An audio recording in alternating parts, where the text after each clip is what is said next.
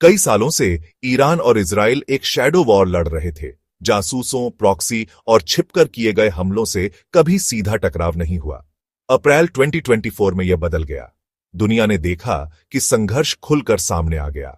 1 अप्रैल को एक इजरायली हवाई हमले ने दमिश्क में ईरानी दूतावास को तबाह कर दिया, जिसमें ब्रिगेडियर जनरल मोहम्मद रजा जाहिदी सहित टॉप IRGC कमांडर मारे गए।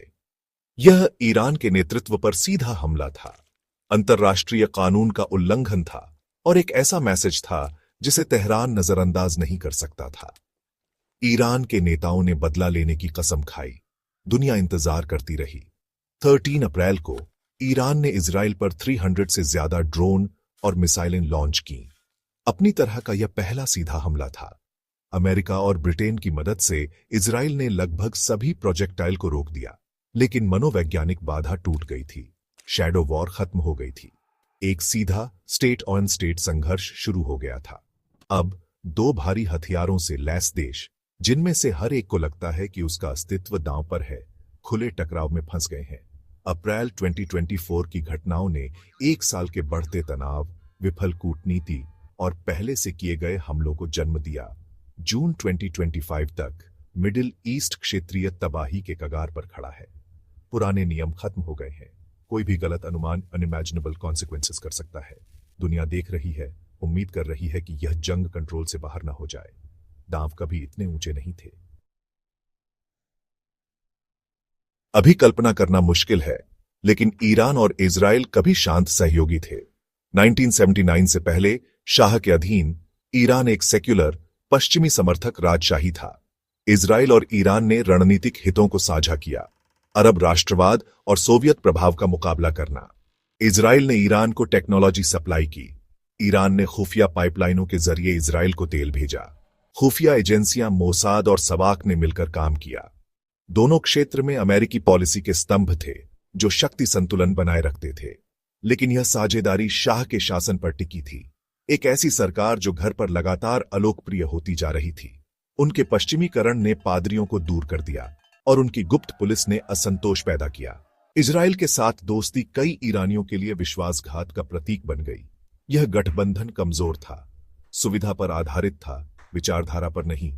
जब क्रांति आई तो उसने न केवल एक राजा को, बल्कि मिडिल ईस्ट के गठबंधनों की पूरी नींव को खत्म कर दिया। एक ड्रामेटिक रिवर्सल के लिए स्टेज तैयार था। 1979 ने सब कुछ बदल दिया। ईरानी क्रांति ने शाह को बेदखल कर दिया और अयातुल्लाह खुमैनी को सत्ता में ले आई। ईरान की नई सरकार पश्चिमी विरोधी और इजराइल विरोधी थी। इजराइल के साथ सभी संबंध खत्म कर दिए गए। इजरायली दूतावास रातों रात फिलिस्तीनी दूतावास बन गया। इजराइल अब छोटा शैतान था, एक दुश्मन जिसे नष्ट किया जाना था, एक पार्टनर नहीं। संघर्ष व्यावहारिक हितों से एक धार्मिक, अस्तित्वगत संघर्ष में बदल गया। ईरान के नेताओं ने इजराइल को मुस्लिम दुनिया को बांटने वाली एक पश्चिमी चौकी के रूप में देखा। यरूशलेम की आजादी एक पवित्र कर्तव्य बन गई। समझौता अब संभव नहीं था, नफरत अब पॉलिसी थी। ईरान ने इजराइल और अमेरिका के खिलाफ प्रतिरोध की धुरी के नेता के रूप में खुद को स्थापित किया। पुरानी दोस्ती को यादों से मिटा दिया गया। इसकी जगह इनेविटेबल टकराव की कहानी ने ले ली। टकराव का रास्ता तय हो गया था, जो सीधे आज के खुले युद्ध की ओर ले जा रहा है। 40 सालों तक ईरान और इजराइल ने परछाई में लड़ाई लड़ी। हत्याएं, तोड़फोड़ और साइबर वारफेयर। इजराइल की टॉप प्रायोरिटी ईरान को परमाणु बम हासिल करने से रोकना।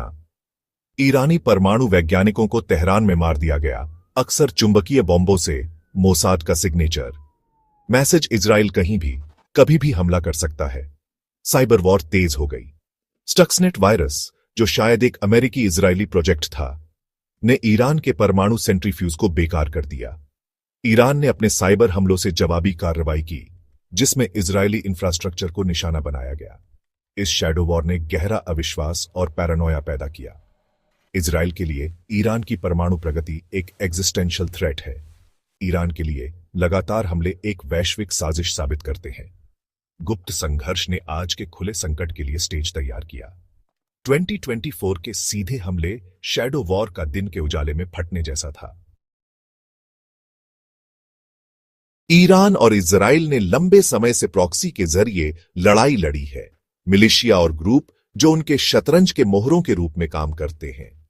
ईरान की प्रतिरोध की धुरी में लेबनान में हिजबुल्लाह, गाजा में हमास और पीआईजे, यमन में हाउथी और इराक और सीरिया में शिया मिलिशिया शामिल हैं। हिजबुल्लाह, ईरान का सबसे पावरफुल प्रॉक्सी, के पास इजराइल पर निशाना साधने के लिए 150,000 से ज्यादा रॉकेट हैं। हमास, हालांकि सुन्नी है, अपने कॉमन दुश्मन से लड़ने के लिए ईरानी समर्थन प्राप्त करता है। अक्टूबर 2023 में इजराइल पर हमास के हमले ने दिखाया कि प्रॉक्सी क्षेत्रीय संघर्ष को कैसे भड़का सकते हैं। ईरान के प्रॉक्सी इजराइल को घेरते हैं, उसके संसाधनों को खत्म करते हैं और तेहरान को लेवरेज देते हैं। लेकिन यह रणनीति जोखिम भरी है। गाजा या लेबनान में एक चिंगारी ईरान और इजराइल को सीधी जंग में खींच सकती है। प्रॉक्सी युद्ध ईरान की सीमाओं से लड़ाई को दूर रखते हैं, लेकिन एस्केलेशन हमेशा एक खतरा है। यह क्षेत्र एक बारूद की ढेर बना हुआ है जो कभी भी फटने के लिए तैयार है। ईरान इजराइल संघर्ष वैश्विक शक्तियों के लिए एक चुंबक है। हर एक के अपने दांव हैं। केंद्र में अमेरिका खड़ा है, इजराइल का सबसे स्टॉन्च एलाई जो अरबों की सैन्य सहायता और महत्वपूर्ण रक्षा समर्थन प्रदान करता है। फिर भी वॉशिंगटन एक और मिडल ईस्ट युद्ध से बचने की कोशिश करता है। इजराइल के लिए समर्थन को डिप्लोमेटिक सावधानी के साथ संतुलित करता है। ईरान इस बीच रूस और चीन से महत्वपूर्ण समर्थन का आनंद लेता है, जो तेहरान को अमेरिकी प्रभाव के खिलाफ एक काउंटरवेट के रूप में देखते हैं। रूस संकट का उपयोग पश्चिम को विचलित करने के लिए करता है। चीन को अपनी ऊर्जा जरूरतों के लिए क्षेत्रीय स्थिरता चाहिए, लेकिन वह ईरान को डिप्लोमेटिक रूप से बचाता है। सऊदी अरब और यूएई जैसे अरब राज्य, ईरान के ऐतिहासिक प्रतिद्वंद्वी, अब चुपचाप सुरक्षा पर इजराइल के साथ समन्वय करते हैं, भले ही वे सार्वजनिक रूप से संयम बरतने का आग्रह करते हैं। गठबंधन जटिल है और कोई भी गलत कदम दुनिया को एक व्यापक संघर्ष में खींच सकता है। आप सोच रहे होंगे कि भारत में एक दूरस्थ मिडिल ईस्ट युद्ध आपके लिए क्यों मायने रखता है? जवाब तेल। यह क्षेत्र दुनिया के तेल का 5वां हिस्सा सप्लाई करता है। इसका अधिकांश हिस्सा होर्मुज जल्द मरुमध्य से होकर गुजरता है, जिसे ईरान कंट्रोल करता है। कोई भी रुकावट तेल की कीमतों को आसमान छू सकती है, जिससे भारत को भारी नुकसान होगा। इसके 85% से ज्यादा कच्चे तेल का इंपोर्ट किया जाता है। तेल की ऊंची कीमतों का मतलब है महंगा ईंधन, महंगी चीजें और रनअवे इन्फ्लेशन। अगर संघर्ष फैलता है तो वैश्विक सप्लाई चेन टूट सकती है, जैसा कि लाल सागर में हाउथी हमलों के साथ देखा गया। वित्तीय बाजार घबरा जाएंगे, विदेशी निवेश भाग सकता है और रुपया कमजोर हो सकता है। युद्ध के आर्थिक झटके हर भारतीय घर तक पहुंचेंगे। युद्ध और अर्थव्यवस्था से परे एक गहरा खतरा मंडरा रहा है, परमाणु एस्केलेशन।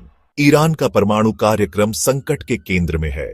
ईरान का दावा है कि यह शांतिपूर्ण है। इजराइल और पश्चिम को एक गुप्त बम प्रोजेक्ट का डर है। जून 2025 तक ईरान ने यूरेनियम को लगभग हथियार ग्रेड तक समृद्ध कर लिया है और अंतर्राष्ट्रीय निरीक्षणों को सीमित कर दिया है। इजराइल को एक बुरे सपने वाले विकल्प का सामना करना पड़ता है, एक हॉस्टिल ईरान को परमाणु बनने देना या रिस्की प्रीएम्प्टिव स्ट्राइक्स लॉन्च करना। ऐसा हमला एक पूर्ण युद्ध को ट्रिगर कर सकता है, जिसमें अमेरिका, रूस और चीन शामिल होंगे। तीसरे विश्व युद्ध का स्पेक्टर अब सिर्फ कल्पना नहीं है। दुनिया एक खतरनाक कगार पर खड़ी है, जिसमें परमाणु तबाही एक वास्तविक संभावना है। ईरान इजराइल संघर्ष अब दुनिया का सबसे खतरनाक फ्लैश पॉइंट है। जून 2025 शैडो वॉर अब ईरान और इजराइल के बीच एक खुला सीधा संघर्ष है। हमने देखा है कि कैसे पुराने गठबंधन टूट गए, कैसे हत्याओं और प्रॉक्सी युद्धों ने क्षेत्र को आग लगा दी। वैश्विक शक्तियां खींची जा रही हैं, आर्थिक दर्द फैल रहा है, परमाणु खतरा वास्तविक है। ऐसे उलझे हुए संघर्ष में दोनों पक्ष खुद को पीड़ित मानते हैं।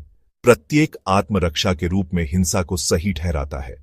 हमले और जवाबी कार्रवाई के चक्र ने हमें कगार पर ला खड़ा किया है, जहां सही और गलत धुंधले हो जाते हैं। असली सवाल यह नहीं है कि कौन सही है, बल्कि आगे क्या है और एस्केलेशन या शांति की एक हताश खोज? क्या कूटनीति और अंतर्राष्ट्रीय दबाव दुनिया को तबाही से बचा सकते हैं? हमारी पीढ़ी जो जवाब देगी वह 21वीं सदी का भाग्य तय कर सकता है। अगर आपको ये वीडियो अच्छी लगी हो तो लाइक करो और फैक्ट किंग को सब्सक्राइब करो।